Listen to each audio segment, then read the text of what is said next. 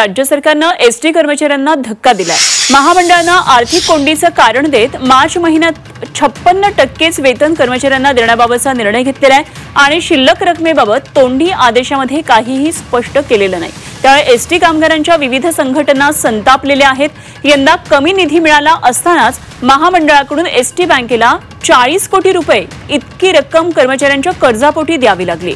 त्यामुळे महामंडळाकडे निधीची कोंडी जास्तच वाढलेली आहे।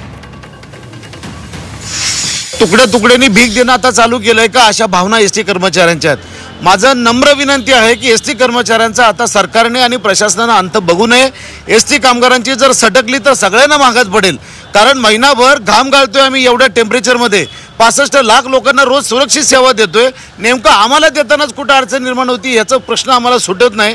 तेव्हा आम्हाला विनंती आहे, आम्हाला कुठलं राजकारण करायचं नाही, परंतु सगळ्या कॅटेगरीचं सगळ्या घटकांचं भलं बघत असताना जो कष्ट करतोय कर्मचारी, त्या कर्मचाऱ्याला 100% पगार देण्याचा निर्णय आजच्या आज तातडीने घेतला गेला पाहिजे, अन्यथा आमचा संघर्ष अटळ एवढा इशारा मी सरकारला आणि प्रशासनाला आपल्या माध्यमातून देतोय।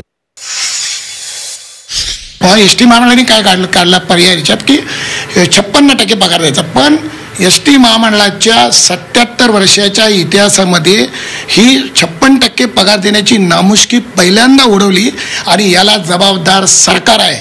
कारण सरकारने कबूल केलं होतं की वेतनाला लागणारे आणि खर्चाला लागणारे सगळे पैसे सरकार देईल म्हणून संपाच्या वेळी त्रिसदस्यीय समितीच्या मार्फत कबूल केलं होतं आणि ते दिलेलं नाहीत। सरकारने पलटी मारली म्हणून हा विषय आलेला।